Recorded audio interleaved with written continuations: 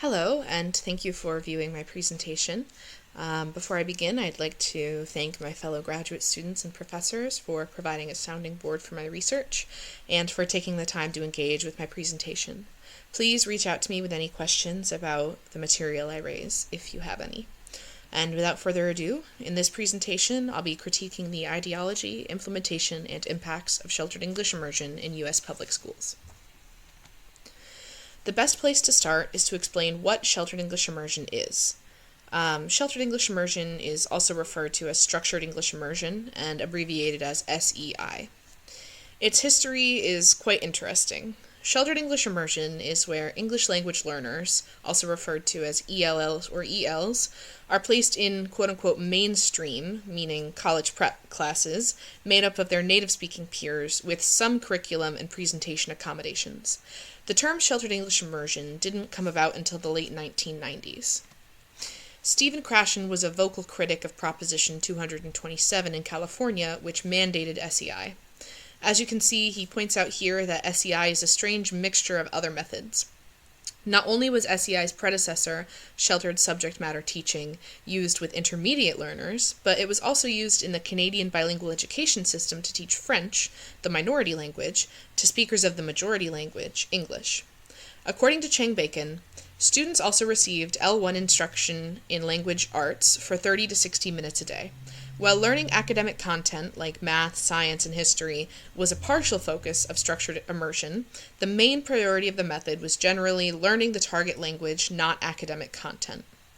While multilingualism is a central part of sheltered subject matter teaching, it's absent from SEI's goals. So, if SEI was not existent in the field, who came up with it? American businessman Ron Unz spearheaded the English for the Children campaign and made it his personal mission to destroy bilingual education in the U.S. SEI is what he wanted to replace it with. So we have to ask, an outsider to the field, a person with no background in second language education, had to have some driving ideology in wanting to get rid of bilingual education, and he did. He runs a website that expresses this ideology clearly.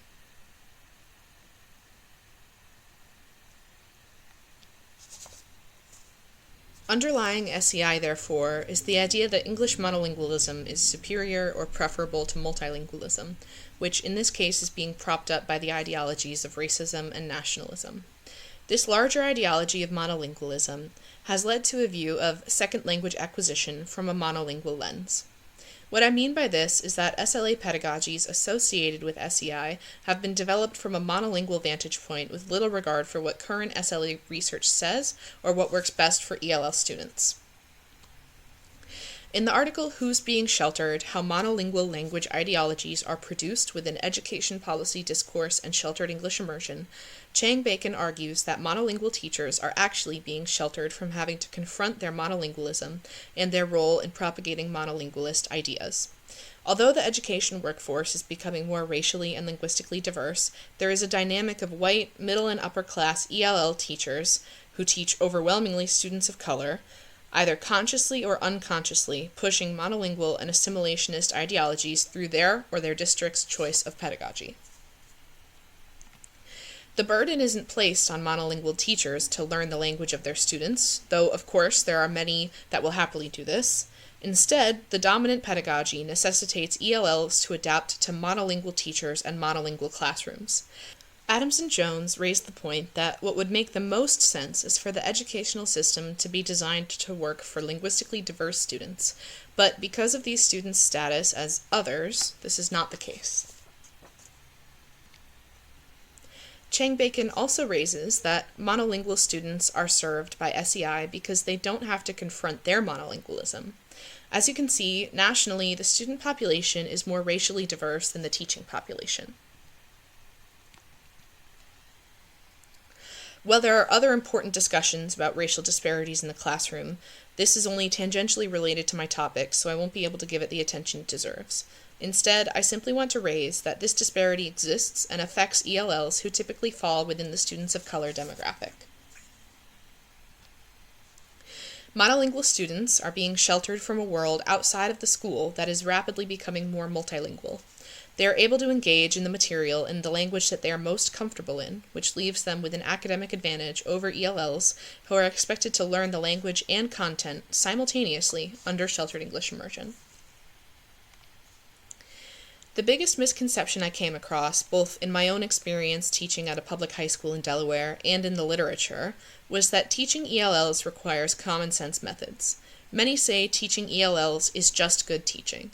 But under this statement, there are a few misconceptions and assumptions. Firstly, it assumes that one teaching approach will work for all learners. Secondly, it assumes that all teachers can teach ELLs with minimal training. And thirdly, it assumes that first language acquisition is an equivalent of second language acquisition. And this assumption is less clear from the statement, it's just good teaching, but becomes clearer once you look at the actual methods that constitute this good teaching. Sheltered English immersion and its related methods are supposed to work for heritage speakers, students who arrive in the U.S. in middle or high school and must catch up to their ELL peers who have learned English since elementary schools, in addition to their native-speaking peers, ELLs with learning disabilities, ELLs who use non-Latin writing systems like speakers of Arabic and numerous East and Southeast Asian languages, students with low motivation, and students with different access to resources like technology, first language literacy support, and familial support for their education. Good teaching can't overcome or accommodate these differences within the ELL population. California, Arizona, and Massachusetts were the pioneer states to pass anti-bilingual sheltered English immersion legislation in the late 1990s and early 2000s. Not so coincidentally, Ron Unz funded all three of these campaigns in these states. The language of the policies is almost uniform. Nearly all, which how can we quantify that, classroom instruction is in English, but with the curriculum and presentation designed for children who are learning the language. What does that look like? Is it the same for all ELLs, for all curricula? This lack of consistency meant that the implementation across states, counties, and districts was incredibly inconsistent, as this language is very much up to the individual principals and teachers' interpretation. We can look at a handful of states to see how these different interpretations manifested themselves. In Kansas and Missouri, ELLs are segregated. This is the case in a number of other states as well. Within the state of Montana, ELLs could be segregated or integrated. In New Jersey, regular classroom teachers are trained in strategies to, quote, make content comprehensible. In South Dakota, an ELL teacher instructs ELs. And in Massachusetts, California, and Arizona, sheltered English immersion classes are taught by quote-unquote trained mainstream teachers, and districts may opt to provide bilingual or paraprofessional support if they so choose, which often depends on whether or not they have the money. New Jersey, Massachusetts, California, Arizona, numerous other states, and where I worked in Delaware, require that regular teachers receive special training. I'll spend the next few slides investigating what this looks like. In Washington State, the majority of mainstream teachers lacked a sheltered English immersion endorsement, and ELL and bilingual teachers did as well. In Massachusetts, almost 10 years after sheltered English immersion was passed, the federal government sued the state for failing to train SEI teachers. In 2017, the Massachusetts legislature undid the 2002 SEI referendum, but had required in 2016 that all teachers get an SEI endorsement. Even today, as the state has moved away from SEI, teachers are still encouraged and possibly required to get the endorsement. In California, Torres interviewed a number of teachers after Proposition 227 was passed. One teacher describes a trained teacher's approach to SEI. One of the new teachers from South Dakota was assigned to a kindergarten on the former bilingual track, 1999 to 2000, with a total of 16 non-English speaking children in her class of 20 students. She refuses to allow the students to speak Spanish in her presence. Additionally, she told the bilingual aides that they could not use Spanish to help the children because she thinks that this practice of language support from the classroom aides will make the students lazy about learning English. I was studying for my MTELs, the Massachusetts Test for Educational Licensure, and came across this question in the ESL MTEL practice test. Please pause the video to read over the question and its possible answers. I was blown away by how blatantly SEI is being touted as proven effective when the literature is mixed at best and has, at worst, raised serious problems with SEI's implementation, ideology, and impacts. Additionally, teachers are being trained to think that SEI is the only effective method. The correct answer, by the way, is D. Two of the most popular sheltered English immersion inspired methods are GLAD and SIOP. GLAD is advertised as having a minimal time commitment, between 15 and 60 hours, and as being a cost-effective solution to teacher training. SIOP, with which I have the most experience, claims to be research-based and scientifically validated, which I'd like to dig into a little deeper. As you can probably tell from the earlier mentions of making input comprehensible, sheltered English immersion draws from Krashen's comprehensible input hypothesis, which has been heavily criticized and is quite polarizing within the field of second language acquisition. But it's none other than Stephen Krashen who is leading the attacks on SIOP and sheltered English immersion.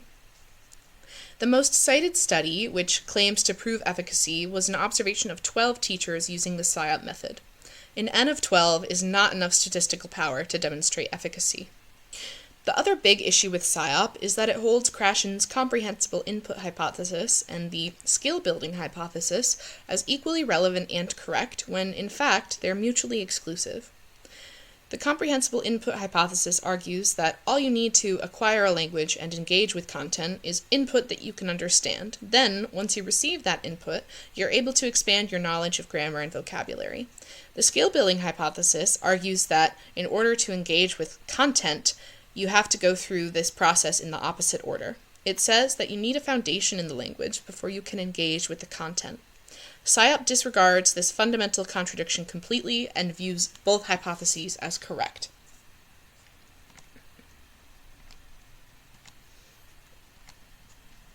Even if everyone agreed that the comprehensible input hypothesis is correct, it's near impossible to ensure that this input is being provided. In fact, it often doesn't occur naturally. In the classrooms I worked in, native-speaking teachers and students would often mumble, use slang, and speak too quickly for the ELLs to comprehend. Most content teachers do not also see themselves as language teachers, but that's what they need to be in order to effectively teach ELLs both the language and content simultaneously.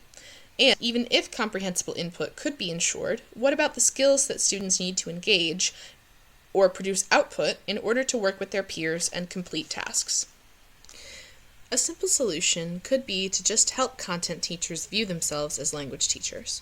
Let's just provide some training and it'll work itself out.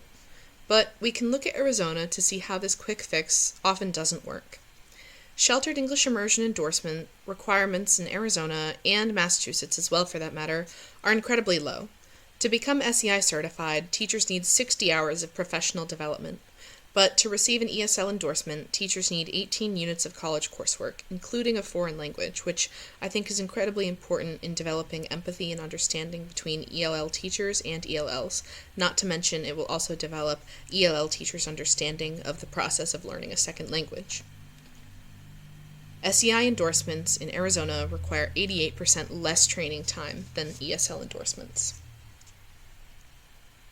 Even those with significant training in SEI, like Lincoln Tomeo, one of the biggest supporters of the move to SEI in Massachusetts, has a fundamental misunderstanding of differences between first language acquisition and second language acquisition. WBUR quoted him as saying, "We're wired as human beings to acquire language, the language that we're immersed in as young children. To say that it takes 3, 4, 5 years to learn a second language, I've never believed that." Not only does this thinking demonstrate a fallacious equating of first language acquisition to second language acquisition, but it also drastically underestimates the time necessary to achieve fluency in people's first language. If you include mastery of pragmatics, then typically developing first language speakers aren't fluent until age 7, 8, or 9. Of course, science and data don't really care about individual beliefs. The research shows that students need at least 4 to 7 years to develop academic language skills in a second language. Despite this, all 3 of the original SEI bills only wanted students in SEI classes for 1 year. The thinking was that students would receive a baptism by fire, so to speak, and would develop sufficient English language skills by being immersed in English as native speakers do. But, as we know, first language acquisition is not the same as second language acquisition. The basis for language learning for monolingual teachers is reflecting on what they or their children or family members experienced in learning English when they were children. This thinking produces the idea that enough exposure and opportunities for interaction will result in fluency, just as it does for children learning their first language. This idea of quote-unquote good teaching erases the need for ESL teachers and erases the struggles of ELL students trying to learn a second language in conditions that expect them to develop fluency in a ridiculously short window. Jim Cummins has done extensive research on the differences in social language development and academic language development. He states that developing academic language will not just take care of itself, as it may for some native speakers. I'd like to transition now to talking about how SEI impacts teachers and students. SEI's ideology and implementation result in a sink-or-swim educational experience for ELLs. Because of a lack of training, a lack of resources, and a pedagogical framework that fundamentally misunderstands language acquisition and the need for multilingualism, many ELLs are placed in de facto mainstream classrooms and end up receiving little to no accommodations. Often in the classes I was in, when my students needed more time or clarification on an assignment, the teacher would just have them skip it. My students often left their classes feeling cognitively exhausted and hadn't understood the content of the lesson. Many teachers' accommodations were to add visuals, which is a good strategy, but is only so effective. Of course, there were no accommodations available on tests that my students had to take.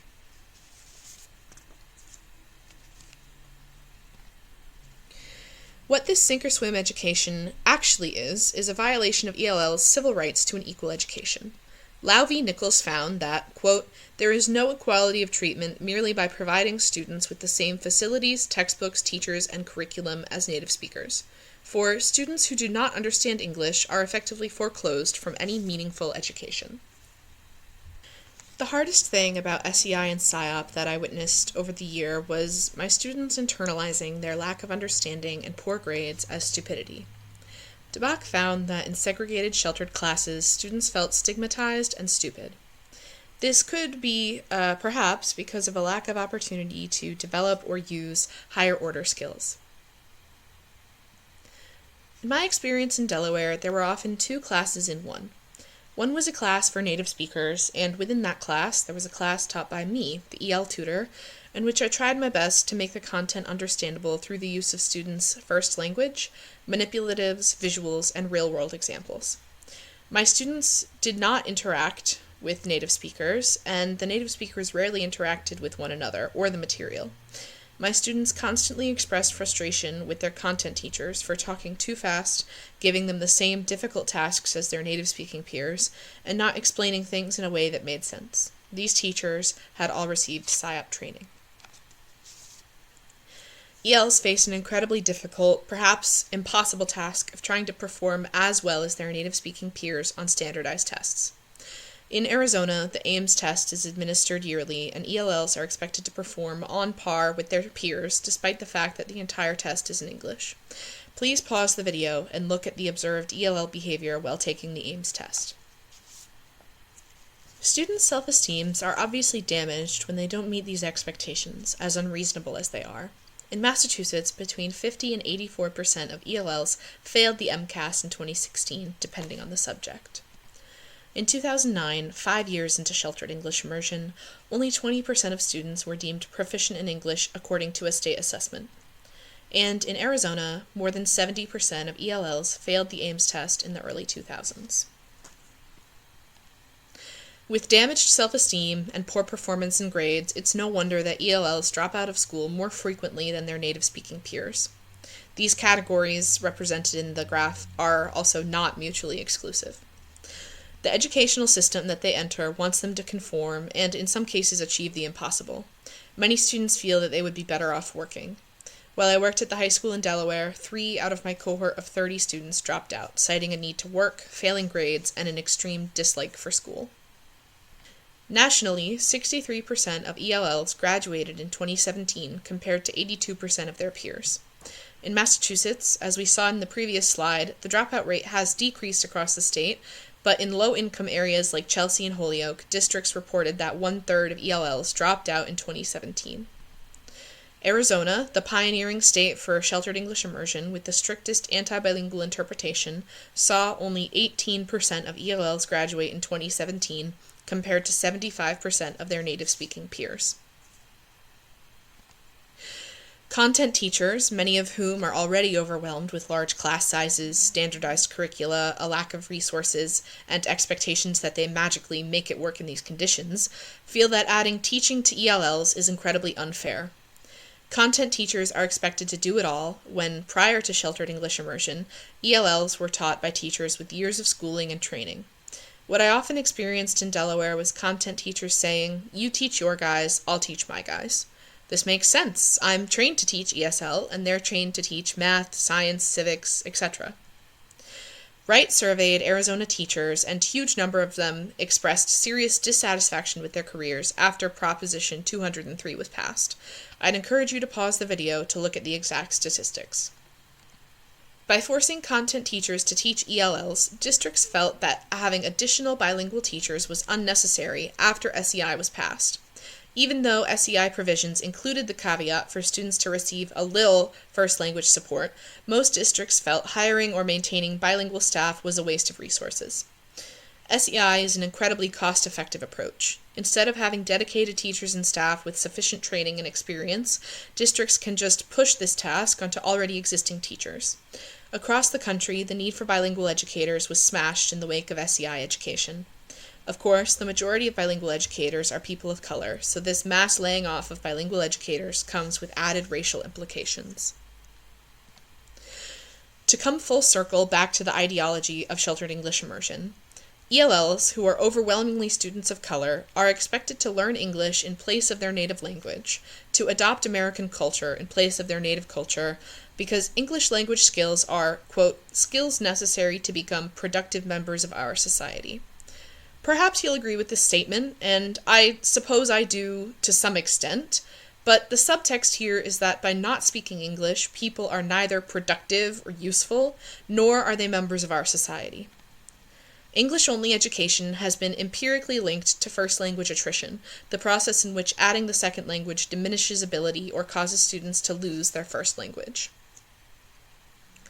Thank you so much for sitting through this somewhat depressing presentation about one small aspect of what's wrong with our public education system.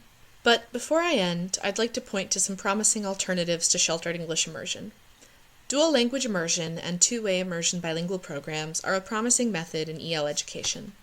They're language additive, not subtractive, where a group of native English speakers are in a class with speakers of another language, like Spanish or Chinese, for example. Students work on language and content skills in both languages. The more effective programs are called 90-10 programs, where the primary focus, at first, is on the minority language because it has an inferior status outside of the classroom. Eventually, in the 90-10 programs, the instruction will even out to be 50-50 in the minority and majority language. These programs are effective because they promote literacy in both the first language and the second language, and are seen by students as enriching instead of remedial. Of course, these programs are not without their problems. What about plurilingual classes? How much money and resources will this cost? Etc. But they are promising. If you're interested in learning more about these programs, I'll send you my paper entitled Toward Additive Bilingualism and Language Equity in U.S. Classrooms, a review of current programs and their effectiveness. Thank you so much for attending my presentation. I hope that you've enjoyed it and that it's raised some questions or ideas. Feel free to reach out to me if you'd like to discuss anything I've talked about here further. Here are my references. I would highly encourage you to look into them as they're very informative.